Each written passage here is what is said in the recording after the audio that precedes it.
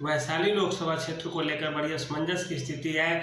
कुछ लोग कह रहे हैं कि मुन्ना शुक्ला जीत रहे हैं राजद के टिकट से, तो कुछ लोग कह रहे हैं कि वीणा देवी जो लोजपा के कैंडिडेट है अर्थात भाजपा जदयू लोजपा तीनों के गठबंधन की उम्मीदवार है वह चुनाव जीत रही है। तो इसे सीधे सीधे कह देना कौन जीत रहा है उसी तरह से है जैसे आप सूर्योदय के समय सुबह में ही बोल दे किसी को कि आज इतने बजे या इतना देर सूरज बादल से ढका रहेगा, दिन आए नहीं है, स्थितियाँ बनी नहीं है, आप सीधे सीधे परिणाम पे आ जाते हैं। तो इसका सबसे ज़्यादा जो सटीक विश्लेषण है वह केवल और केवल आप समीकरण को आधार बना के नहीं देख सकते हैं, कई और सारे कारक होते हैं। जैसे नीतीश कुमार के लिए जो खुदरा वोट बैंक जिसे कहा जाता है अर्थात महिलाओं का जो वोट बैंक है वह नीतीश कुमार के पाले में हमेशा ज़्यादा रहा है, चाहे वे किसी भी जाति की महिलाएं हों। खास करके शराबबंदी को लेकर नीतीश कुमार के जो वोट बैंक में है महिलाएं अपना सेंध लगा चुकी हैं और उनका एक अलग वोट बैंक है। वैशाली की बात करें आप तो वैशाली में आप देखेंगे कि सीधे सीधे मुन्ना शुक्ला और वीणा देवी के बीच में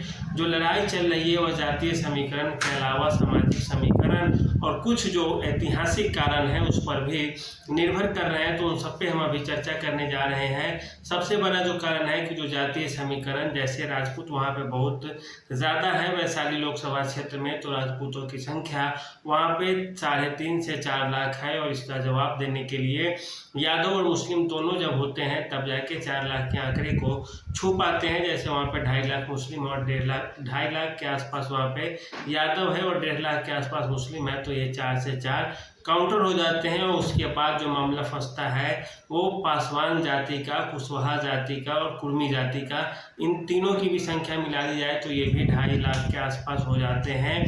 और इसका जवाब देने के लिए क्या मुन्ना शुक्ला के साथ पूरे के पूरे भूमिहार मतदाता गए हैं, तो इस पर आप देखेंगे तो गौर करेंगे कि भूमिहार भी यहाँ पे 1.5 लाख के आसपास है, 1 लाख से 1.5 लाख। तो फिर भी जो कुर्मी और कुशवाहा जाति के मतदाता है वो इनसे आगे ठहर जाते हैं। और बात करें अन्य जातियों की तो अति पिछड़ी जातियों में अन्य कई छोटी छोटी जातियां हैं जो शामिल है और उनका वोट कहाँ गया है अपने आप में कहना एक दुविधा भरी स्थिति है कि पहले कैसे कही जाती है, क्योंकि यह वोट बैंक नीतीश कुमार का माना जाता है।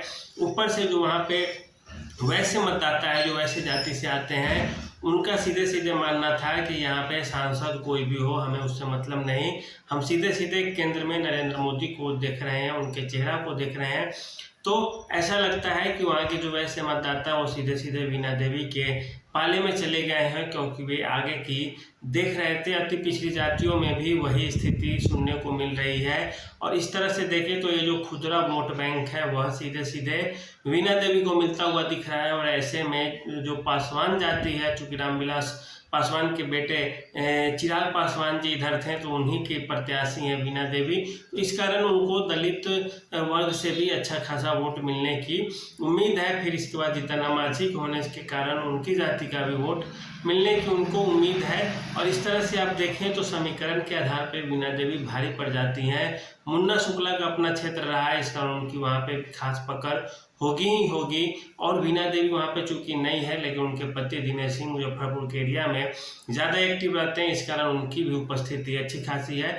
तो सीट इस मामले में अब देखें तो सारे के सारे जातीय समीकरण जो एक तरह से आप नज़रअंदाज कर दीजिए। फिर भी कुर्मी कुशवाहा वोटर की बात करें तो कुर्मी के उम्मीदवार अभी नेता अपना मानते हैं नीतीश कुमार को इस जाति के लोग। और नीतीश कुमार के साथ 2020 के चुनाव में चिराग पासवान ने चूँकि हर प्रत्याशी के खिलाफ उतार दिया था अपना कैंडिडेट, भले ही अभी जो है प्रेम भाव हो गया है, मेल मिलाप हो गया है, लेकिन मतदाताओं के अंदर यह चल रहा है उस जाति के कि चिराग पासवान ने हमारे नेता के साथ गलत किया था 2020 के चुनाव में। और इस कारण उनके अंदर थोड़े बहुत बदला लेने की भी भावना थी, लेकिन वह क्या काम कर पाई या अंततः हमें मिल गए या तो अभी नहीं कहा जा सकता। अगर मिल गए होंगे तो वीणा देवी के लिए सही है और अगर नहीं मिले होंगे तो सीधे सीधे मुन्ना शुक्ला के लिए सही होगा। इसके अलावा और बात करें तो एक और फैक्टर काम कर रहा है, जैसे जो पुरानी ऐतिहासिक फैक्टर रही है, जैसे मुन्ना शुक्ला इस क्षेत्र से चुनाव लड़ते रहे हैं, उनकी एक्टिवनेस ज़्यादा रही है इस क्षेत्र में, लेकिन वहीं पे वीणा देवी की एक्टिवनेस कम है। हर चीज़ के बावजूद यदि लोग जो पिछड़ी और अति पिछड़ी जाति के हैं वे बिहार के कई लोकसभा क्षेत्रों में शीर्ष नेता को देख रहे थे, नरेंद्र मोदी अमित शाह के चेहरे को देख रहे थे, इस कारण भी वोट किए हैं। अगर यह कारण और आधार रहा तो वीणा देवी निकल सकती हैं, पिछड़ी जातियों अति पिछड़ी जातियों का वोट उन्हें मिली होगी। और अगर ऐसा नहीं हुआ होगा तो फिर मुन्ना शुक्ला बाजी मारते हुए दिखेंगे वहाँ पे। मामला यही है कि पिछड़ी जातियों के वोट और अति पिछड़ी जातियों के वोट बहुमत में किसे मिले, वही इस वैशाली लोकसभा क्षेत्र में अपना परचम लहरा पाएगा। तो आज के लिए इतना ही, धन्यवाद।